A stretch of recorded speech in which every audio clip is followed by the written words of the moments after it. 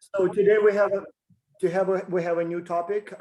So we will talk about the admission tests. There are many of them. Some people, it's easy to get confused.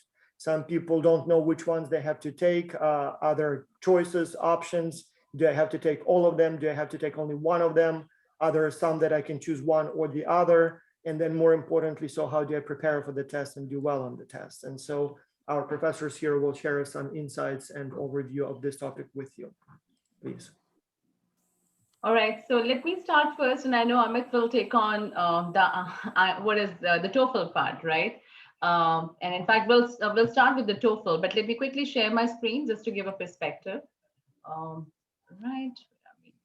Okay, so that's where your main X-Culture website, right? That's what it looks like, and there's the curriculum that we are covering. So we sort of covered the first and the second, the Common App, and how higher education works. Again, Common App is not something that you cover in one go. So our plan here is we'll keep coming back to the Common App as often as we can. And I think we did promise you guys we will have speakers. I know our next speaker might be coming up pretty soon. Maybe the next session will be from a speaker.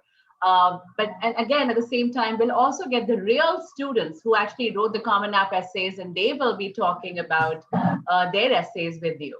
And recently I was talking to a student, and she was telling me that her Common App essay, the idea, the eureka moment came to her while she was having a bath, like when she was doing her shower, and she realized that her hair were very curly, and then she was trying to straighten them. And then it was sort of an abstract idea, but she put it to the life. She's like, things that you want to make, you're not happy with, but then you're supposed to live with them. Something similar to her curly hair that she was trying to straighten all the time. And then one day she realized that she looks good with her curly hair itself. So, those are the kind of things that you will have to relate. Right now, she's at Johns Hopkins, which is, again, not a target, but it's definitely a reach, right?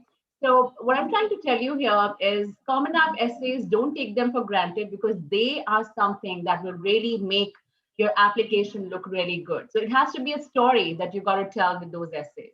So that's the reason we'll keep coming back to these essays as much as we can, so that you really have a very good application to support everything that you have. The thing that we'll be covering today is SAT, TOEFL.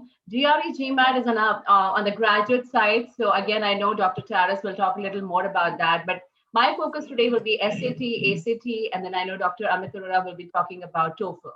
Yeah. And we can say a few words about GRE GMAT just so that the students know what they are and can differentiate. So if you're applying to college, to undergraduate bachelor's level, you don't need those tests, but we can mention a few words so that you know what they are and how they work, so that you kind of orient yourself in this universe of tests. Absolutely. Right. And we will talk a little bit about that. But firstly, our focus today will be SAT and ACT. So of course, now what I'm very happy about is you guys now understand the three basic definitions: safety, target, and reach, right? And you know exactly which one are your safeties, which one are your targets, and which one are your reach. Remember, we said that you should have at least 5 safety to start with, 10 targets, and 5 reach applications, right? Again, you don't have to have those numbers because something that's called early admission will always kick in. So as soon as you start applying, and you'll have some early decision, early, a restrictive action, whatever it is, early action applications, you might get in your first choice itself. And that's where the pool of applications will become shorter for you when you apply for your regular admission, right? So even though you might be thinking, hey, why am I filling these 20 applications? You don't have to, right? I would just say, think about which ones do you want to firstly reach out to, which one would be your early admission application or your early decision application. And once you have done that, you wait until November or sometime in December when you get to hear from the college. If you get into that, you're good. I mean, then you really don't have to worry about the regular admissions unless and until you still want to apply and try your luck in some other colleges. But remember, early decision is binding, right? So if you have a binding application, be very, very careful when you're applying. So early decisions, early actions, make sure you understand these words carefully. And again, in your Excel sheet, you really got to have that, okay, I know Abhishek shared his. So Abhishek, my suggestion to you right now is for each and every college that you have, please make a column in your Excel sheet where you say it's an early decision application or it's an early action. Remember, all of these things will be given on the college website. If you have any questions, please feel free to reach out to us. Let's say you get confused, you say, hey, Dr. Rora, I cannot see this thing anywhere. We will always try to help you out, right? But there's something that each one of you should know, whether it's an early decision, early application, is it binding, not binding, because everything comes with a legal implications, right? So you cannot just apply to Columbia, Cornell, and Princeton at the same time, even though each one of them are restricted. They're each binding and they're restricted. And remember, it's a very small world of admission officers over there. They all talk to each other. So it's not that if Columbia selects you and Princeton also selects you, then you're like, hey, I have a choice. No, you don't have a choice. In fact, if one of them get to know that you have applied early decision in some other college, they will all drop you at the same time, right? So that's the problem with the Ivy Leagues, and that's the problem with the words like early decision and early action. So make sure you completely understand that. I think we've already done this sort of an exercise today. My question will be, again, the personal essay I told you from Duke, somewhat similar I saw in Columbia as well. So make sure now is the time to think about it. Now is the time to think about what is it that you really want to write as your Common App essay, right?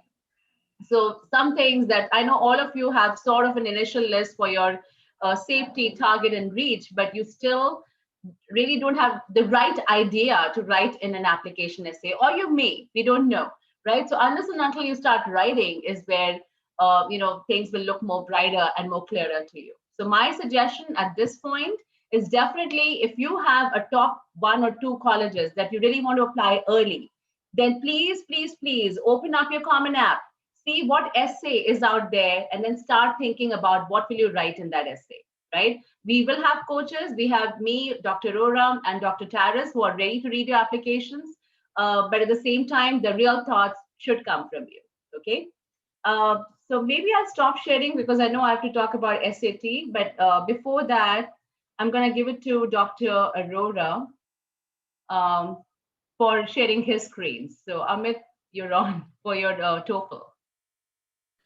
And yeah, you're muted. So let me share my screen with you all. So by the way, so I'm going to be talking about TOEFL. So what's TOEFL? Anyone? What's the full form of TOEFL?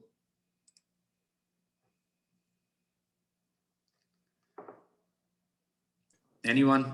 Abhishek? I know the answer. I know the answer. Anyone else? Abhishek, Ando, Sophia, Maxim? What's Anyone knows what TOEFL stands for? Come on, guys, you need to know that. I think that they're writing something in the chat. Elena says it's an international exam. No, not okay. really. I mean, international exam, but then what's the full form? What does T stand for? OEFL. So it's while the students are Googling that, let me tell you a story. English for foreign language. Yes. of English as a foreign language. Yes, that's right. That's right. One quick sort of note from one of my professors, Alan Ponick, who told me that. So Alan Ponick is Canadian, and he studied at the University of Wisconsin at Madison, actually. And so at that time, even though he's from Canada, which, as you know, is an English-speaking country, he was required to do the TOEFL test, and he was required to register, as they called, alien. So in the United States, for some reason, foreigners are called aliens. And he said, that's kind of strange. I come from Canada, I speak the same language, and they call me an alien and make me take a TOEFL test. But that's the truth. So I think many universities, as long as you graduated from an English language school, so they do not require TOEFL. So basically, if you have a diploma from a university or school, well, in your case, school that used English as the primary language of instruction, you will not need to take it. But at many schools, you will have to take it as long as you're from outside the United States, even if you come from an English-speaking country. So kind of do some research on that, because it may be required that you do it. Strange, yeah. But yes. Yeah. So it's always a good idea that, you know, once you've got your list, the target, reach, and safety, just look at their testing requirements, right? Whether they require SAT, whether they require TOEFL, or they don't require TOEFL. So make sure that you start looking into those things now, right? So yes, so this TOEFL is a test of English as a foreign language. And this is just to assess your language skills, your English speaking skills, your English comprehension skills, because If you're looking at the United States, or if you're looking at Europe, many places in Europe like UK, Australia, here the medium of instruction is going to be in English, right? So, so if you're applying or you want to study in an English-speaking nation, then and if you're an international student in some part of Asia or somewhere, you will have to take this test, right? The most common form is your internet-based test. It's in short, it's called IBT. During the pandemic, the ETS. So ETS is the educational testing service which administers this TOEFL test. So during the pandemic, they also had some special cases where you could take it at home, right? So you can request for that, but generally it's taken at a test center, at a designated test center. You have to register yourself, pick up a date, pick up a time, and then you report at the center to take the test, right? So that's the most common way of taking TOEFL. So TOEFL is universally accepted, like at so many countries all across the world. More than 11,000 universities, they accept your TOEFL scores. You have 4 sections in TOEFL: reading, listening, speaking, and writing. And we'll go over these in the coming slides, right? What really comes in that, how many tasks you have to do, and how is the scoring, how does the scoring take place? So as I said, that you have to take this test at an authorized testing center, and this is offered like weekly. So it's a very common test. And if you look at this link over here, so it will show you the country list, right? So where all it's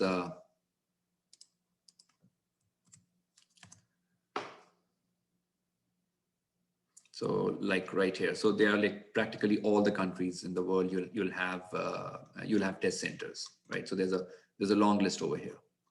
Okay. And it's an easy process. Again, you just go to the website, and you can just type in your address or your city where you want to take in the test. So let's say if I am somewhere in Washington, DC, and I want to see, I want to take the test either in July or August, I can go up. Maybe, I'll be ready to take the test in September or in October, right? So I can always choose, look at the dates when it's available.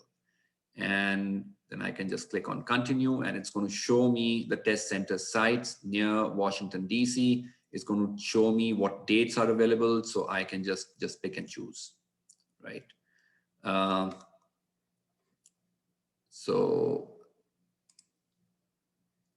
yeah, so make sure you start looking into this. You should know where you're going to take the test, how far is it from your home, and look at the distance and everything, and start planning to take your TOEFL your TOEFL test.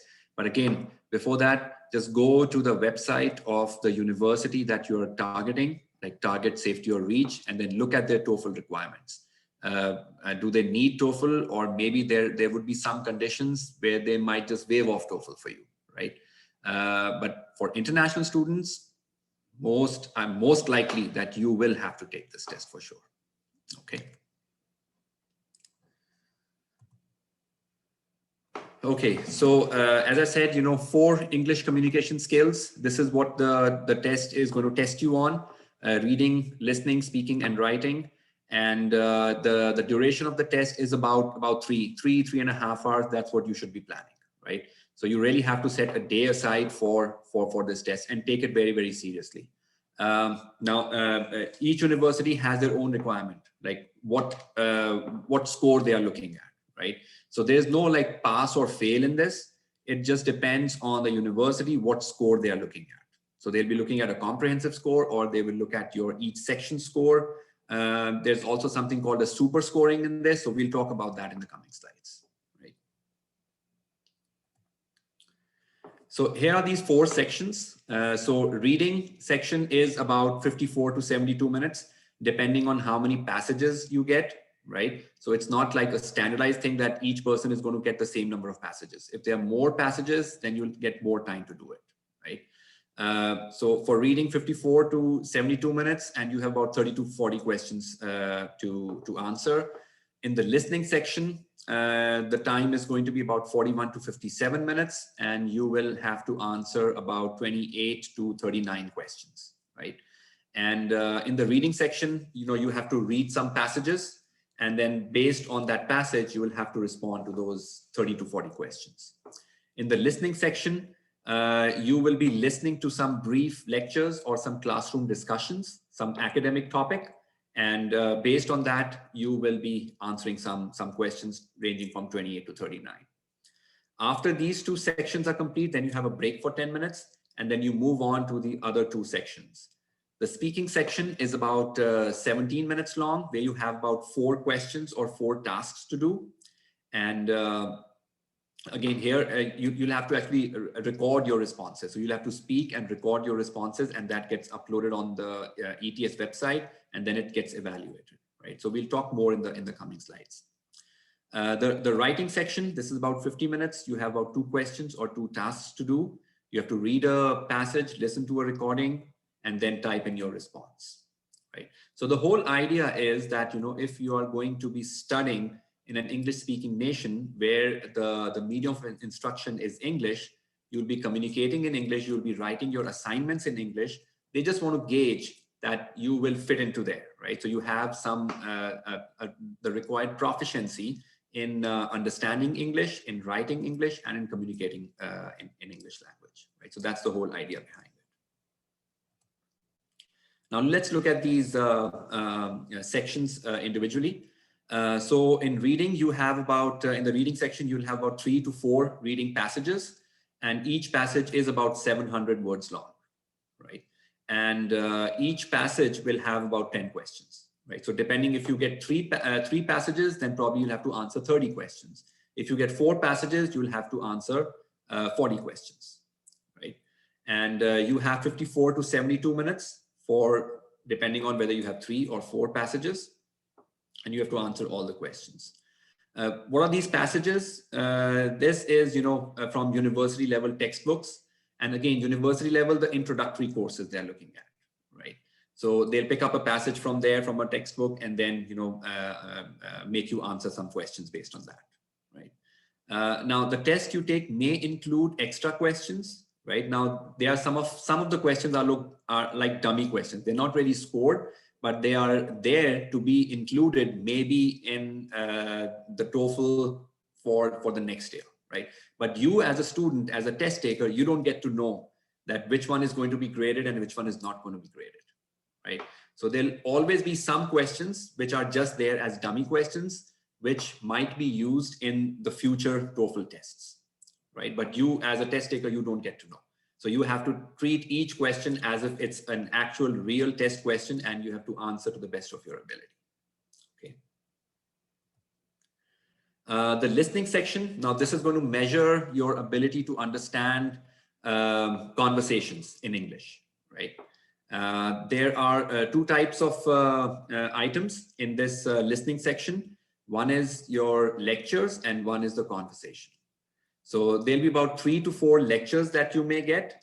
And these are short lectures, like 3 to 5 minutes. And each lecture, you'll have about 6 questions to answer, right? As far as the conversations in English are concerned, you'll have about 2 to 3 conversations with 2 speakers. And each of those conversations is going to be about 3 minutes long. So these are really short listening sessions, right? 3 to 5 minutes long, not longer than that.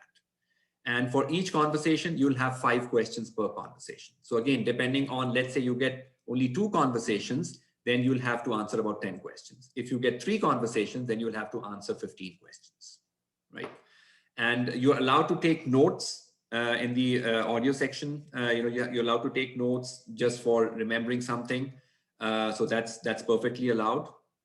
And the total time allotted to answer the questions is going to be about 41 to 57 minutes. Depending on how many lectures or how many conversations you are given, right? And each candidate may get something different, okay? Then moving on to the speaking section. So this measures your ability to effectively speak in English, right? At least at a minimum level, right? And there are 4 questions or 4 tasks in this speaking section. The first task is called the independent speaking task. It requires you to, draw upon your ideas, upon your opinions, upon your experiences when you respond to that question.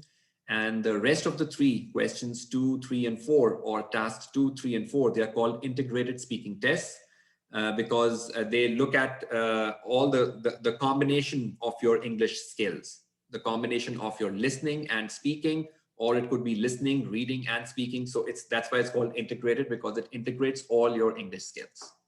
Right? You get about a very short duration of time, about 15 to 30 seconds of preparation time before each response. Right? And your response is going to be no more than 1 minute long, so no more than 60 seconds. So you actually have to speak into the microphone and it gets recorded. It'll get recorded, it'll be uploaded on the website, and it'll be scored. And how the scoring takes place is you have some artificial intelligence, so some computer models that do the scoring, and also human scorers are also there. So it's a combination of AI and your human scorers, right? It's a good idea to look at some how do they get scored. So there's a scoring rubrics which I have put a link over here.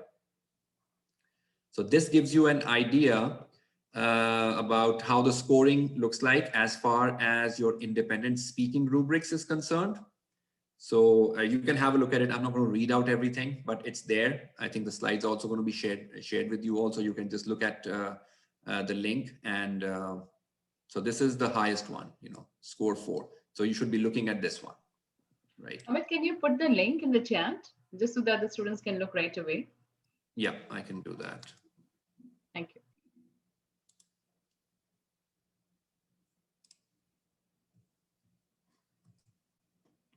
And where's the chat? Okay. Yeah, so that's the rubric. I put it in the chat. Okay, so make sure you look at that and look at the one that is on the top at number 4, right? So you have about 17 minutes to complete the speaking section, right? Again, it's a good idea to do some practice tests, right? If you go to the ETS TOEFL website, you will have some practice tests too over there, right? So again, I know SAT is important, right? That's a very important test, and Anshu is going to be talking about that, but don't ignore TOEFL, right? Especially if you are an international student. I mean, as I said, there's no pass or fail, but then look at the requirements of the university where you're applying to. What is the score that they look for, right? And then do your preparation accordingly. So you got to take this one also pretty seriously. As you can see, there are 4 different sections. You've got so many things. It's like 3 hours, and you have to plan for about 3.5 hours to be there. So it's like pretty much your full day is gone, right? So you make sure that your preparation is on the top. Moving on to the writing section of TOEFL. So this measures your ability to write in English in academic settings, right? So here also you have 2 tasks. One is called the integrated writing task. Again, whenever the word integrated is used, so it's a combination of all your English speaking, English writing, English understanding skills put together, right? So that's about 20 minutes, and then you have independent writing task. So here you have to write an essay based on some personal experience or some topic is given to you, and you'll have to write about that, right?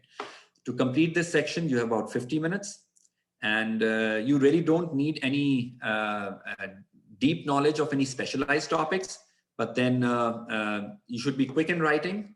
You'll have to type your responses on the computer screen. So it's not like a written thing, but you'll be typing everything. So again, practice is the key, right? So look at some of the examples. I mean, if you go to Google, you'll get lots of practice tests. Some of them would be free, some of them you'll be charged for, but there are lots of free resources available for preparing for your TOEFL test, right?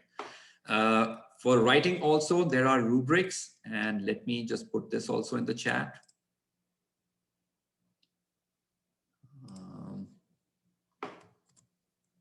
Oops, sorry, I pasted it at the wrong place. Okay, there we are, right? And okay, let me get rid of this. All right. And if you look at, let's quickly look at the rubrics. So again, here the highest score is 5, right? So your independent writing rubrics, just have a look at it. I'm not going to read out everything, but then after the class gets over, after the session is over, just make sure that you look at it. How can you get the highest score, right? And what does not constitute, like what constitutes a 0 score, right? So this is obviously, you should not be looking at this. You should be looking at the top. How can you get a score of 5 in this section, right? And similarly, you have rubrics for integrated writing. Remember, there are 2 types: integrated writing and independent writing. So for both of them, they've got the rubrics. So make sure you have a look at this, the one at the top, right? And this is what you should be aiming at, right? Okay, now coming on to the scores. So you have got 4 sections, and each section has a score range from 0 to 30.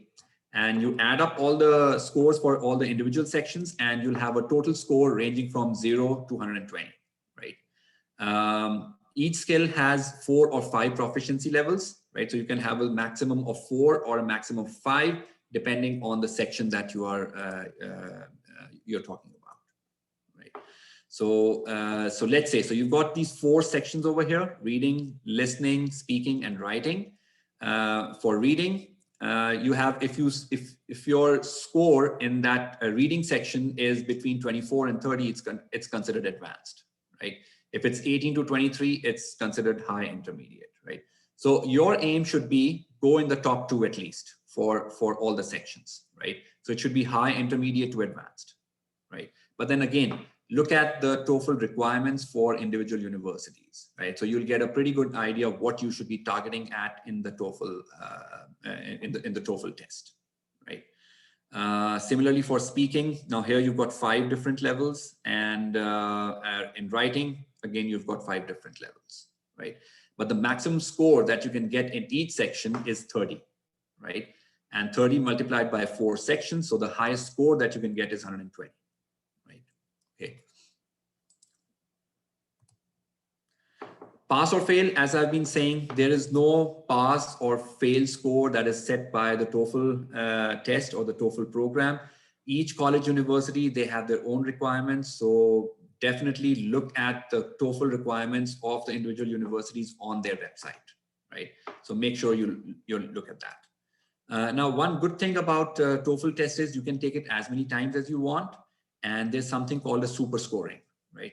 So it's going to, combine the highest scores from each of the sections in the last 2 years, right? So you can take TOEFL as many times as you want, but then of course there's a cost involved with it. So don't just randomly go and take tests, right? They call it the My Best score. So this is what the transcript really looks like. So let's say you've taken the test, let's say 3 times in the last 2 years. You took it on October 19, you took it on March 10, and you took it on June 2nd, right? The latest one that you took, in October, this is, let's say this is your score. For reading, you have 22 on a scale of 30. On listening, you get 22, speaking, you get 21, and writing, you get 18, right? But in the last 2 years, let's say in March and June also you took the test, and maybe in your listening score taken in March, that was higher than what you took in October, right? So your transcript that is given by TOEFL, it will have this My Best score also, right? So you have like 23 over there. So in October, your score was 22, but in March it was 23. So they're going to show you in your transcript that you had the ability and you got a higher score, right? So this is called your super scoring, or the My Best scores, right? So that's going to be listed. So in October, when you took the test, your total score was 83 on a scale of 120. But then if we look at the sum of highest section scores over the last 2 years, your score is 86, right? So this gives an ability to, if maybe, something happened and you were not able to do well in the test, Don't worry about that. You can, this super scoring is going to help you tremendously. Okay. All right. There's something called IELTS, the International Testing Language Testing System.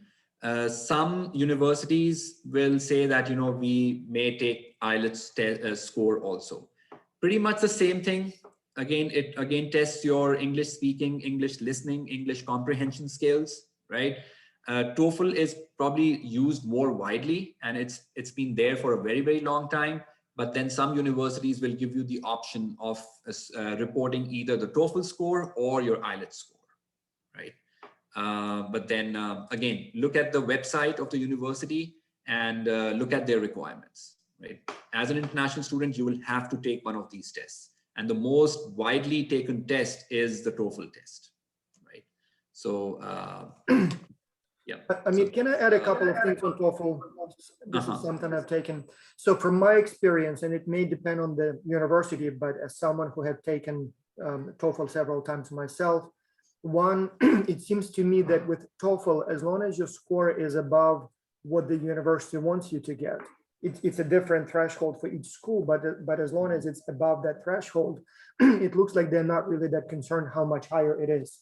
Like, for example, for your SAT, usually the higher the better. For TOEFL, it seems to me like as long as it's good enough, it's good enough. Second, and I may be wrong, maybe some schools look for the highest possible, but it seems like it's a little bit less important to be like top 1%. As long as you show that you can speak English, I think it's in most cases enough.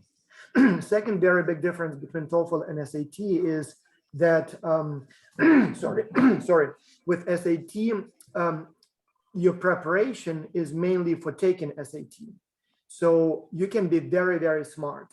But if you never took SAT, if you never prepared for SAT, off the bat, you will probably not do well because you have to be familiar with the test itself. And in many cases, you can be very good at the test, even if you're not super smart, like you can train for the test. With TOEFL, it's a little bit more sort of like English, like, if you're fluent in English, you probably will do well on TOEFL, even with minimal preparation. So again, maybe you're not very good in English and you train for TOEFL and you still do well, but it seems like it's kind of a little bit better kind of test of your actual knowledge of English than, for example, SAT is a test of your general sort of IQ, so to speak. So, so for TOEFL, it seems to me that the preparation will be maybe even a little bit easier and maybe not as critically super important as it would be for SAT. And another thing from my experience is that your preparation for TOEFL is actually extremely useful. So if English is not your first language, every minute you put in preparation for TOEFL, it actually improves your English. So it teaches you how to, how English grammar works, how to write in English, how to read in English. So it will not be a wasted time.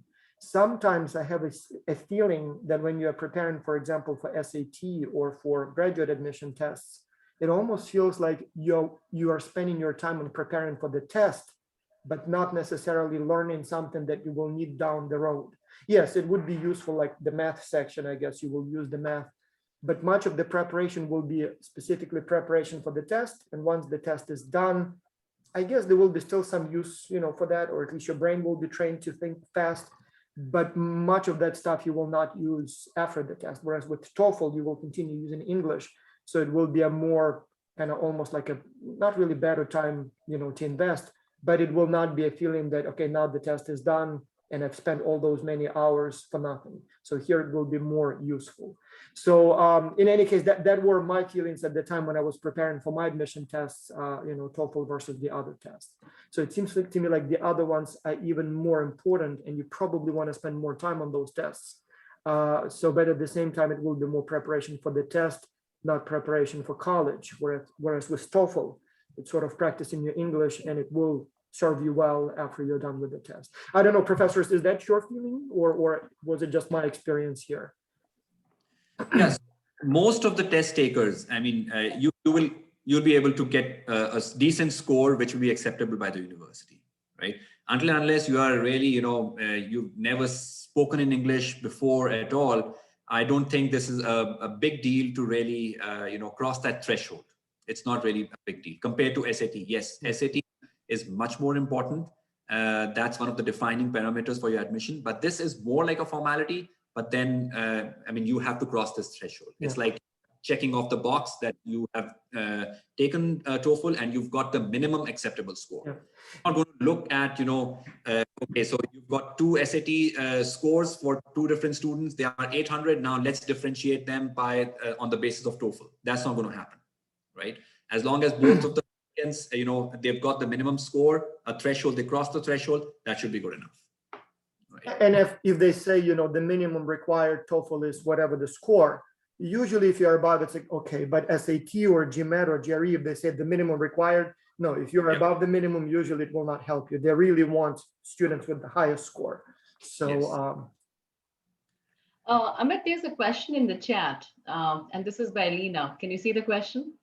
Let me check. And she's talking about IELTS, and then she's saying that she has already taken the test, but does she need to take TOEFL again? Or TOEFL as well? I mean, she has not taken TOEFL. Okay. Yeah. So again, look at the university website. So I'm sure you've got your list of universities that you'll be applying to. Just look at their individual testing requirements for English. Most of them, they accept, either IELTS or TOEFL, right? So just look at that, and maybe, if they've not specifically mentioned about IELTS, it's always a good idea. Send them an email and explain them the situation that I've already taken IELTS. Will you accept that? And they'll be pretty responsive, and they'll let you know, because again, it's not a super critical thing about IELTS or TOEFL. So most of the universities would be willing to accept either of the scores. But a good idea to check the website. If it's not specifically mentioned, good idea to send a quick email and you'll get a quick response. Does that answer your question, Alina? So Alina, it's always good to be in touch with the program officers of these universities, and most of the time their email addresses is always available there. So I would just say, if I were you and I'm an international applicant, then I will have a column where it says whether it's TOEFL or IELTS that they're looking at. And if, let's say, you've taken IELTS already and 7.5 looks to be a decent score, then you should just go ahead and let the admission officers just talk to them, email them, text them. And that will really help. They will definitely respond back to your query. Because as Dr. Charas and Dr. Arora was saying, it's really your SAT and ACT or ACT, which really makes a difference vis-a-vis your TOEFL or your IELTS score. I mean, TOEFL, IELTS, you have crossed that minimum threshold, you're good, right? But in terms of SAT, the more the merrier. Same with ACT, the more the merrier, right? So the more is always good in those two scores. So let me quickly now take you to the journey of ACT and SAT. And as Dr. Amit Arora was presenting, let me share my screen. One of the things that I checked was I went to University of North Carolina's website, and I was looking at the Office of Undergraduate Research. And of course, I was looking at what things that they're doing. And they have these upcoming events, and these happens everywhere. So whether you're talking about Georgia Tech, Georgetown, Princeton, all of the universities that you wish to apply for, you have these chats which are there. And they have done this in the COVID era. So obviously in this pre-COVID, post-COVID situation that we are in right now, obviously now they're trying to contact you guys. They're trying to make that contact with each one of you. And they have these Zoom sessions, or they have these one-on-one sessions with the students, right? And they have the undergraduate students who are talking about their research and what they did to get into the college admissions. So try to do that. Again, this is for the universities that you really, really love, and you want to apply as your early decision or early action process, then definitely get in touch with them as quickly as possible. It really, really helps. It really changes the entire landscape. Because I remember when Ariman, our son, was applying for this for the universities, there were a lot of things that he got to know when he talked to the program officers or the admission officers. And I remember in one of the talk that he had with the MIT, the lady, the admission counselor, the admission officer at MIT, she really said that, you must have done research. So, when you're writing your application, make sure that you're talking about research. And Ariman had not done any research at that time. So this was when he was in 10th or 11th grade. And that was when it rang the bell that he should be doing some kind of research with some universities. And that's where Georgetown happened. Being in DC, Georgetown was easier for access. He met the right professor. He started doing research as a high schooler, and all of that helped in his college application. So things like this will be more clearer to you as you're making your contact with your admission officers. Again, given the COVID era that we are in, I would definitely recommend reaching out to these college counselors and to these admission officers at individual universities and finding out what really matters to them. What is it that they're looking forward in your application? There's no harm asking the question, okay, I'm writing this application, I'm really interested in your school or in your college, but what is it that you're looking at, right? And they will be more than happy to share the information with you, okay? So make sure that whatever information that you gather, that becomes the meat of your essay when you're writing your college, your Common App application for the university.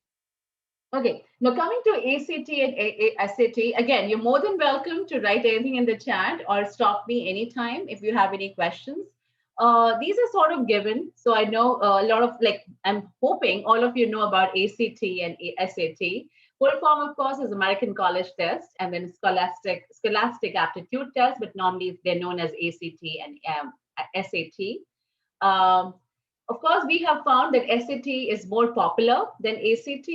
But having said that, we have seen students who have just given an ACT and they're very happy with this course and they apply to colleges and they get into Ivy Leagues. So now the things have really changed and the universities are looking at both ACT and SAT in a similar fashion.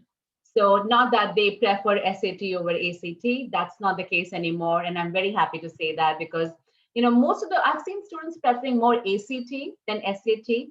And the reason being ACT doesn't have any kind of negative marking, whereas SAT does.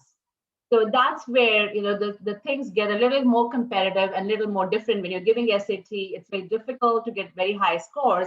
But with ACT, the scoring is normally easier. I won't say it's very easy, but again, comparatively, I've seen my students performing better on ACT versus SAT. And as I said, universities are preferring both of them at this point in time.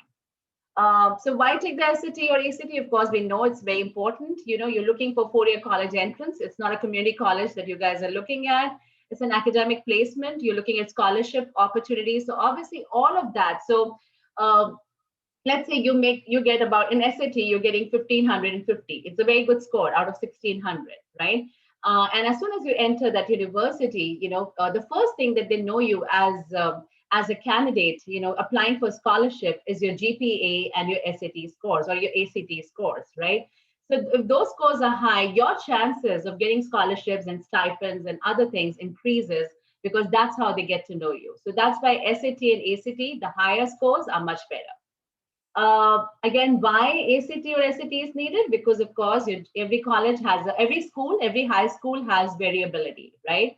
I've seen high schools which have like 5.0 as a GPA scores. And then there are, of course, in US, we always take 4.0 as GPA. But I know in some parts of the world, and of course, internationally, you also have a 10.0 as a GPA score. So in order to make sure that we're all at the same level playing field, these SAT and ACT are needed, right? The other options that you guys have is to take more AP exams, the IB, the International Baccalaureate exams, or having these SAT subject tests, right? But again, in international applicants, AP and IB may not be there. I've seen international applicants having IB because a lot of the schools all over the world have this International Baccalaureate curriculum, the IB curriculum, right? But again, it's not something that will make or mar your application. So it's not something that's going to make a difference. So if you're thinking, hey, my school doesn't offer any AP or IB, it's perfectly fine, right?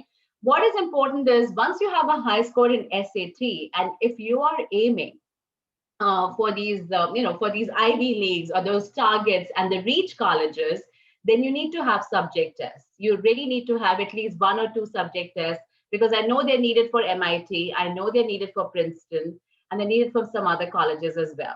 Now, having said that, things changed in COVID. So I know the applicants who applied last year, things were very different. A lot of colleges, in fact, even the Ivy Leagues included, they got away with their SAT or ACT requirements, even their SAT subject test requirements. Because obviously, things were tricky, students were not able to get out, go to the centers and take your SAT or ACT. So last year, things were very different, right? And I talked to a few applicants last year who applied for the college application process just to see whether things were like easy for them. But believe me, that was not the case. Because what happened last year was when the colleges said, okay, we're not looking at SAT, we're not looking at ACT, their parameters of making the choices or giving you admissions became even more subjective than what they are, right? So now, when the colleges are not even seeing your scores, the way they were determining whether to take you in or out is just by looking at your essay or looking at other, big things or extracurricular activities that you have done. But that becomes a gray area, right?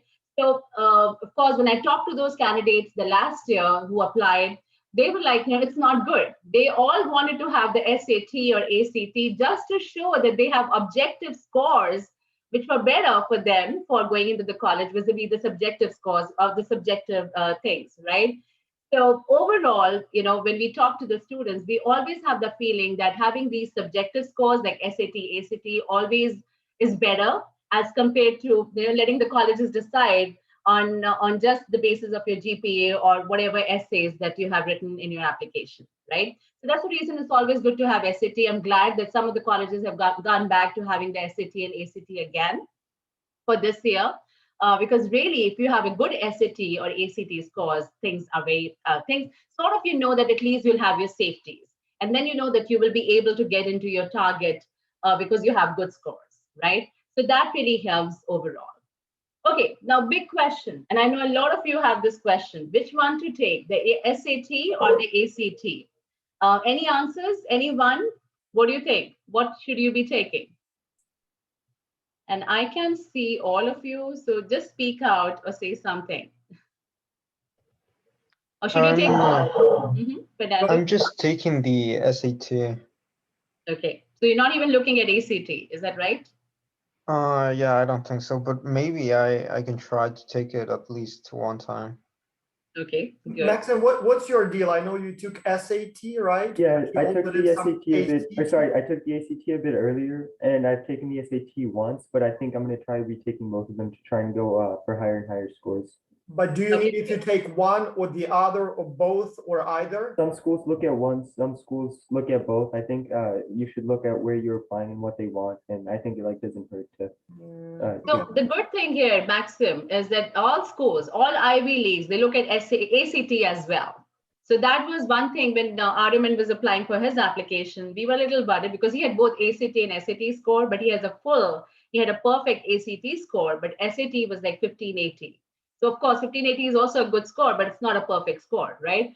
So, but he had 36 in ACT. But believe me, all colleges, they looked at his ACT and not really his SAT. So really, that's been our experience. And I'm talking about all colleges. I'm not just talking about the Ivy Leagues. I'm talking about even a small, like even let's say UVA or University of Maryland or even University of Wisconsin, they will be looking at ACT. So right at this point in time, colleges for them, both ACT and SAT is equally important. I will definitely cover with you guys super scoring and how many times can you take SAT or ACT? I mean, you should take SAT or ACT. But again, if you are confused and you really think ACT happens to be better, my 2 cents on that will be go ahead, take ACT. Don't even bother about SAT because ACT definitely gets you better scores as compared to SAT. That's been my experience, but again. So one more time, so ACT is good enough and SAT is optional, so to speak? Yes, yes. If you have ACT and you get 33, 34, 35, and 36, I would just say don't even report your SAT score. Just put your ACT score, and if that's high enough, the colleges will take you. I have a list, and I'll show you in a bit as to what colleges are looking at, but both ACT and SAT at this point in time is good enough.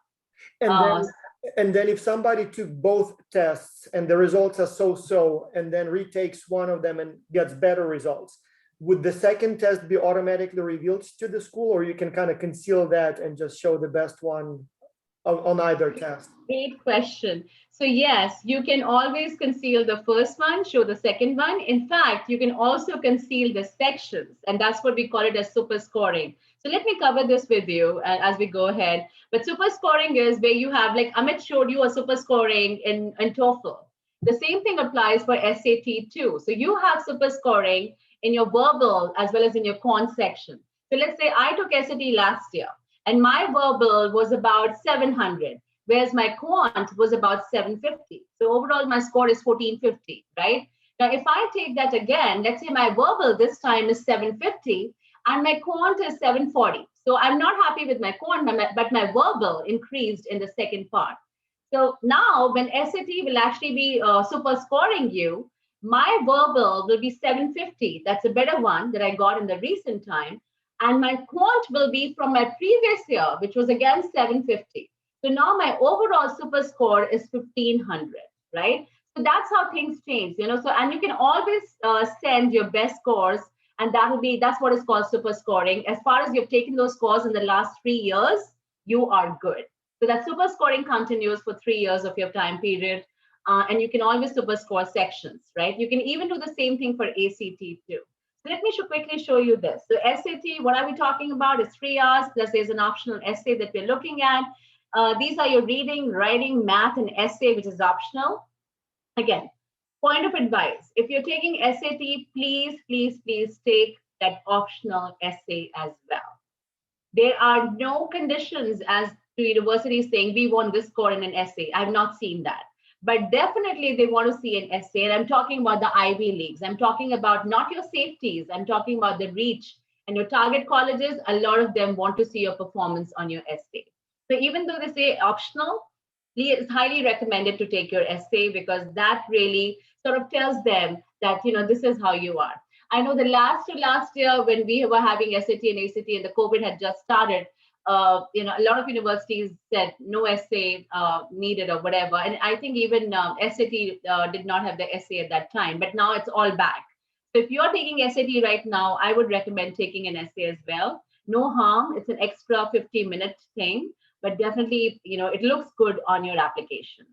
If you're looking at ACT, we're talking about an English test. So it's overall, again, about 3 hours. We have 5 sections: English, math, reading, science, and then there's an optional writing. Again, highly recommended that you take that optional writing test as well. Don't worry about what points you get, but really, if that's there, it just looks good on your application, okay? The composite score is from 1 to 36. And of course, the composite score for SAT is from 400 to 1600. The highest being 1600, that's a complete, full, perfect score for SAT. And for ACT is 36, which is your perfect score. Now, individual experiences, when I talk to my students, I've realized that ACT is easier as compared to SAT in terms of getting your points. So let's say you're prepared for SAT, right? You have been spending times and hours preparing for SAT. No harm also trying to go ahead and give ACT, because it might so happen that you may get a great score with ACT. Remember, there's no negative marking whatsoever. So highly recommend you guys, if you're preparing for SAT, and if you think, of course, it's the money game, right? So you have to spend like $60 or something for taking your ACT. But I would recommend doing that just because it may happen that you might have a 1450 score on your SAT, but in ACT, you might get a 33, 34. Now, obviously, when you report your scores to the colleges, a 33 or 34 on ACT looks better than a 1400 plus score from SAT. And we would recommend using that ACT score, right? So again, just a word of advice, if you think you are happy with the score that you've gotten for your SAT, no worries. You may not even look at ACT at all. But remember, from the college's perspective, having talked to a lot of admission officers, we have figured out that ACT is equally important to them. There's no way they're saying, hey, ACT is not great. You know, we're looking at SAT only. No, that's not the criteria for them when they are deciding a good student to be taken in their program. So I would recommend doing ACT as well, just because it's a little more simple, no negative marking. Your chances of getting a high score is more feasible and more possible in ACT vis-a-vis SAT. Now, this is how it looks like. Sorry. I'm sorry, yeah, there you go. So SAT versus ACT again. So colleges use SAT scores for admissions, for ACT scores also for admissions, as well as for your merit-based scholarships. So believe it or not, when they are making those choices for your merit-based, a lot of the Ivy Leagues don't even give you merits, right? We all know that. So when you're talking about Ivy Leagues, there are no merit-based scholarships. But when you're talking about University of Chicago, even Duke University, a lot of good universities were there in your top 20 list. in terms of ranking, they are giving you those merit-based scholarships just purely looking at your SAT or ACT scores. And as I told you earlier, colleges are not differentiating or they don't have any biases for or against SAT or ACT. So for them right now, it's all equally important. Then the text structure, of course, I told you here, we have 4 sections here. Here there are 5 sections for ACT, 3 hours of an essay without essay, 3 hours without essay. And then if you're looking at essay, both of them have about 40 to 50 minutes for essay. These are your reading passages, more or less same, 5 here, 4 there. SAT doesn't have any science test, but ACT does have a science section. And this science section is just purely from a critical thinking skill. So you may have a science section which is dealing with sustainability or environment. So sort of related to a science topic, but not really testing any of your biology or physics. No, that's not what they're testing. It's just going to be a passage and you understand the passage and answer questions, right? So that is sort of a science section for them, completely critical thinking based section. For SAT, they're looking at arithmetic, they're looking at algebra, geometry, everything. Same with ACT. So that's the reason if you're preparing for SAT, no harm trying your luck for ACT as well. Now, here are some math questions in SAT won't allow you a calculator. So obviously there is a time, there's a section where it says no calculators allowed. But in ACT, you can use calculator all throughout your math section. So that's one other good thing which students like. Again, the essay is optional, but essay will test your comprehension of a source text. So there's a source, they give you a reference, and then they ask you questions on that. In ACT, the essay will test how well you evaluate and analyze complex issues. Most of the time, I've seen issues like global warming, right? Especially for ACT. This time, of course, they'll talk about COVID-19, health issues, health crisis, and all of the things that are happening currently in the economy, right? So that's what they may have the essay here. Scoring again, 400 to 1600 for SAT and 1 to 36 for ACT, right? Again, my experience with my students has been if you have a 1400 plus score for SAT, chances are you will get about 31, 32 or 33, 34 score for ACT. So again, your chances of getting a very good score is more possible with ACT, especially if you are in that category for, like you already understand your English, math, reading, science skills, then obviously chances are you may get a high score for ACT. All right, so this is your ACT versus SAT again. Your scores, its composite is averaged from sub-score. So again, remember these sections, they have, I was talking about the super scoring for you. So they do super score these sections even for ACT. So if you've taken that ACT multiple times and you have an English score and then the reading score and then there's a math score and there's a science score, they always super score. So let's say in English, one time you have 30, the next time you have 32, your super score will be 32. Same with reading. Reading, you have one time 30, 31, and the next time you have 36, they will take it as 36 then, right? So the super scoring happens, and then your super score, your average, your composite score will be higher when you do the ACT. Same with SAT too. SAT, you have a math, and then you have a writing and reading, and then the super scoring happens in these two individual sections, which are out of 800 each. So let's say in one time, I gave you the example earlier, if you have 760 one time and 780 the next time, your super score will be 780, right? Same with math. Let's say you have 780 the one time and 800 the next time, your super score will be 800, which is a perfect score. And then SAT subject test, if needed, again, I know you all guys, you're doing a great job making that big Excel sheet. Find out, please, whether when you're talking about SAT, are they talking about subject tests as well? A lot of times it is optional, but it's always good to have subject tests because again, if you have done physics, AP physics or AP chemistry, why not just go ahead and get the subject test done for physics or chemistry for SAT? It's much, much simpler. Believe me, it's much simpler than your AP exam. Your AP exam is much tougher. And I'm talking to the students from the United States, right? I know a lot of students give IB and AP exams, and they are much, much tougher than the SAT subject test. Now, to my international students here, who are actually right now in the meeting, I would recommend taking the SAT subject test only after you have done your SAT and ACT. So if you've given your SAT or ACT, you're happy with the score, then go ahead and take the subject test as well. I know, again, Princeton requires about 2 subject tests. And it's always good to get the subject test done. But a lot of universities may not even require the subject test, so you may not even think about it. So a good thing right now is, as you're preparing your Excel sheet, make a column and then find out whether the university needs the subject test or not. Okay, so that's one good thing to do. The timelines, for example, if you're in the 9th grade, I know I don't see anyone in the 9th grade. You don't have to worry about any of the SAT or ACT, right? If you're in the 10th grade, then of course, PSAT is a good time to start working on. I know my youngest son is a rising sophomore. He's a rising 10th grader. So I know right now is a time where he's actually thinking of giving a PSAT and SAT and all that. So there's a time when you start thinking about this. 11th grade again is where you take your PSAT. In US, there's something called National Merit Scholarship Qualifying Test. So your PSAT scores help you get that National Merit Scholarships, right? And it's always a good, precursor to your SAT exam. And then the 12th grade, of course, a lot of you are now moving into the 12th grade, right? In fact, all of you are. So I would just say at this point in time, think about giving your SAT, ACT as quickly as possible, right? The test dates are all here. And I think I'll put that in the chat as well.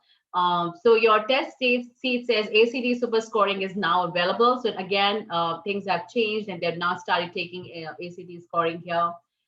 You have the test dates are all mentioned here. So you will need so it's basically saying that you have to register and start taking your test. Your test center locator is here. When should you test? I think the dates are also somewhere here. The test dates are here. So these are national dates given here. And then I think international is also here on this website. So I'm going to just give you the link here. And please look at the link. Where's the chat? I can see the chat. Okay.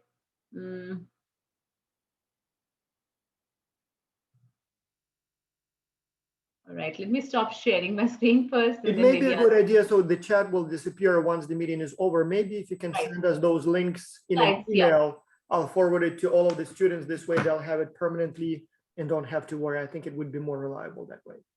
Absolutely. So I actually put it in the chat just so that the students can see it right now. But yeah, I'll give you my slides and you can give the slides to the students. No worries about it.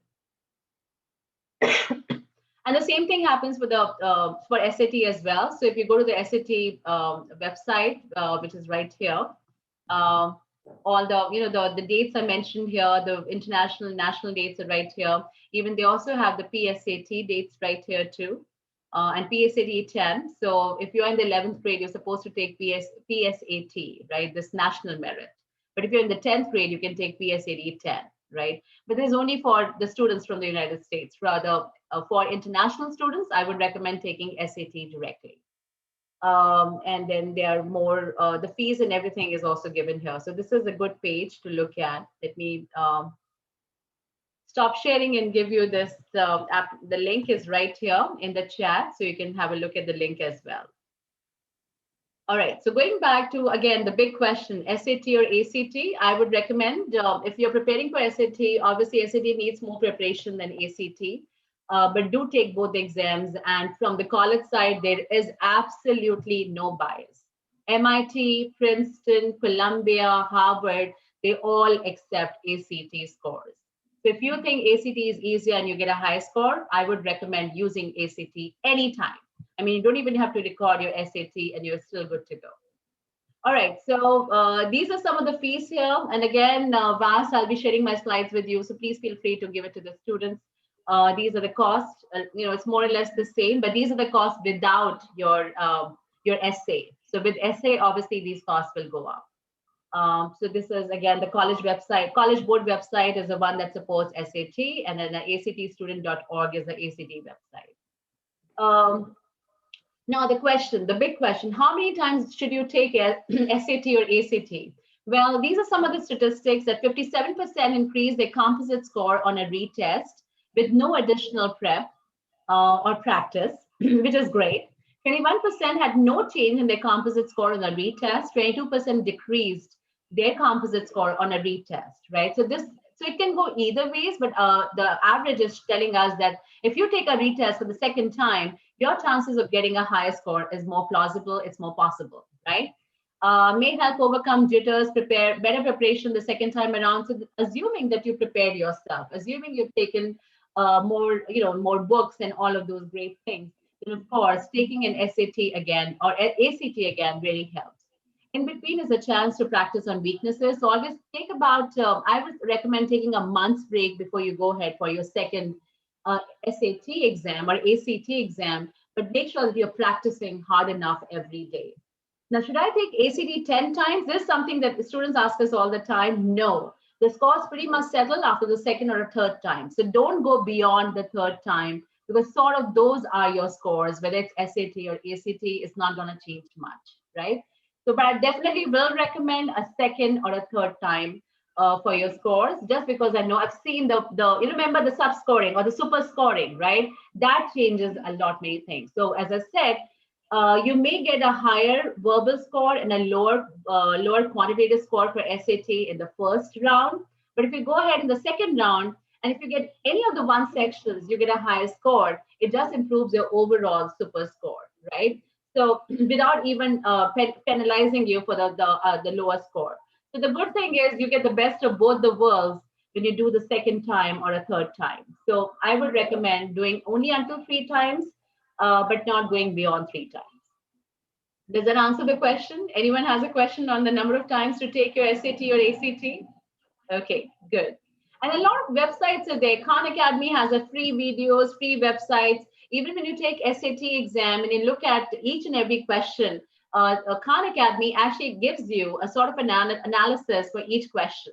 So I know when my younger, who's in actually who will be the rising 10th grader now, he has taken SAT already. So when I looked at his scores, he has a chance of improving his score for each and every question just by the Khan Academy, which is free of cost. You don't have to get any, don't get into the subscription or any, pay them more. But just by looking at some of the videos and everything, you can actually improve your scores. Or I know there's a free to check out library. You have these books available. Princeton Review is absolutely my favorite. They have a good collection of tests, whether for SAT or ACT. College Board is one of the best ones. And then the ACT Prep Guide for ACT is the best. These are some of the good books that you can look at. You do have then other resources available. A lot of e-sites are there, your websites are there, but I would not recommend spending even a single penny for your scores. I would say the books, they do a great job.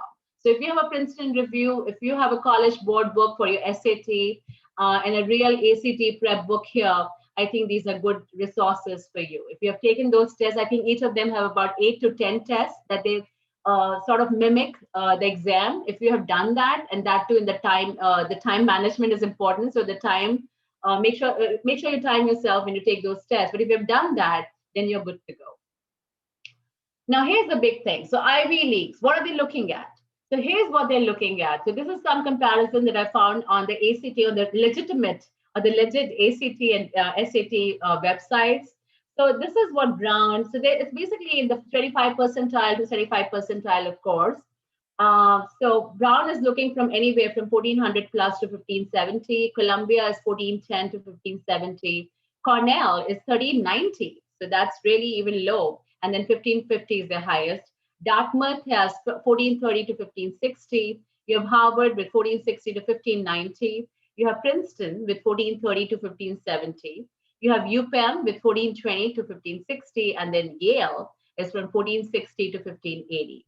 So really, are these the stated minimums, or that's the normal scores that they accept? These are the scores that they accept.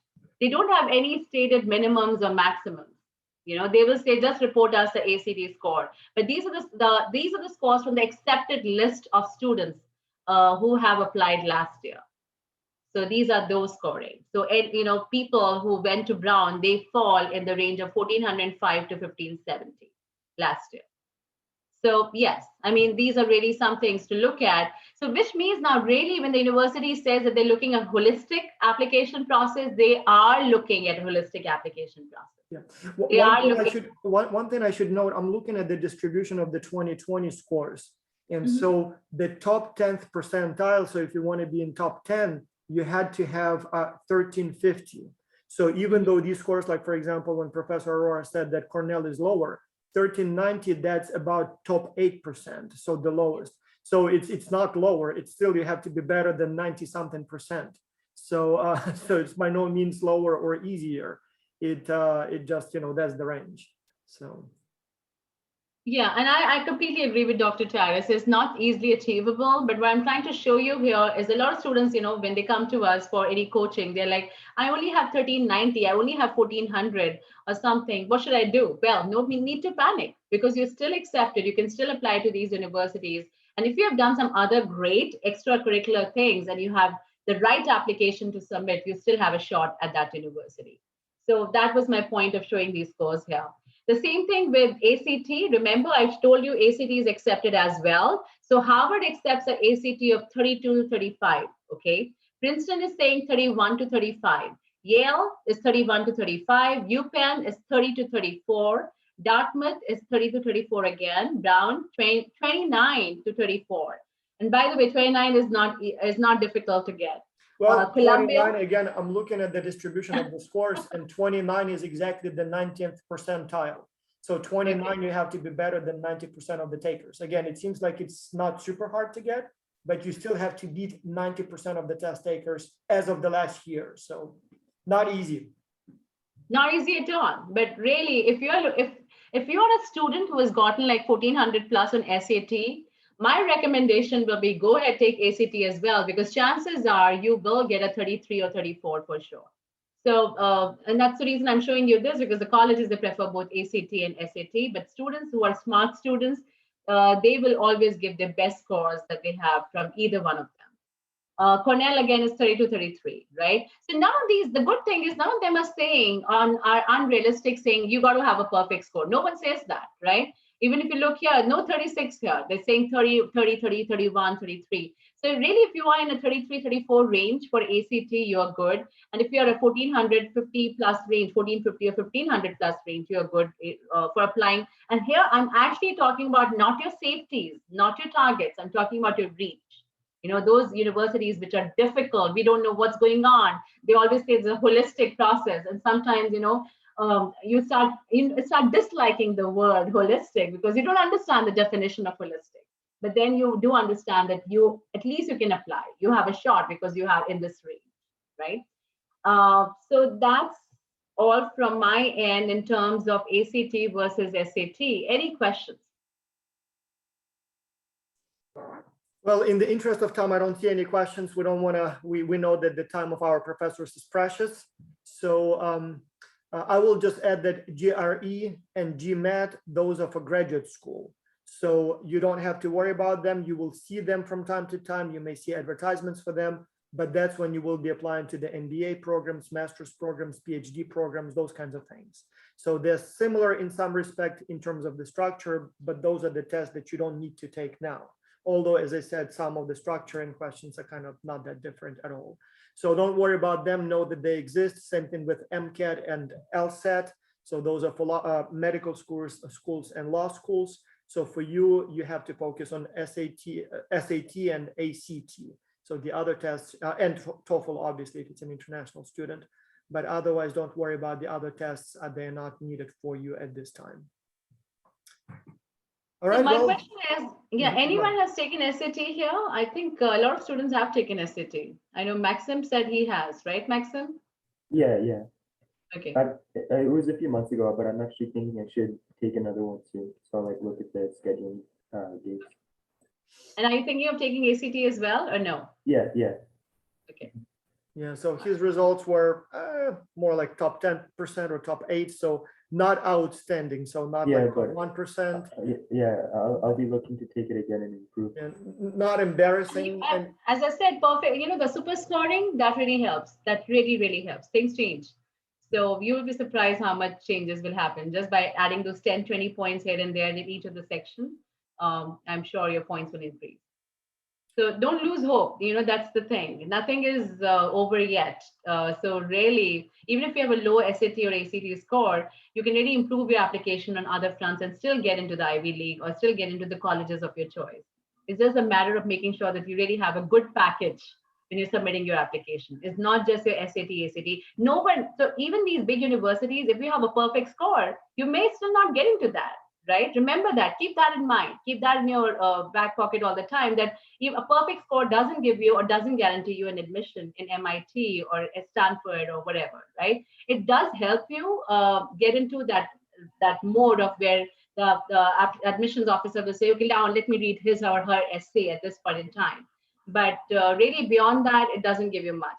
But having said that, a good high SAT score will improve your chances of getting into your target and your safety for sure. Now, what's happening with the reach, we don't know. But again, a good score will make sure that your applications will be heard and read at the same time. So, the SAT, ACT will already change the picture for you. And believe me, guys, don't just discount one for the other, because for the colleges, they're both equally important. Any questions? Yeah, so I promised our professors that we will respect their time. Last time we went on for almost 2 hours, and that was not good. We always aim at about 1 hour. So we have overtime now. Thank you so much. As before, as I said, if you need some private tutoring or some help, we can arrange for that. Contact me. I'll tell you how to do it. But it seems to me that enough information has been provided today. We'll share some of the links later on. And if you have any questions, you can also send an email. We'll give you a quick answer by email. All right, well, then enjoy the rest of your weekend. Professor Aurora, thank you so much. Thank you, students, for joining the meeting today. And hopefully you learned something new. I know I did, even though I kind of knew all that stuff, but some of the things were still educationally new to me. So thank you very much. Well, thank you, guys. Thank you. Have a Thank good you so one. much. Thank you, Bye. Dr. Taras. Thank you, everyone. Bye.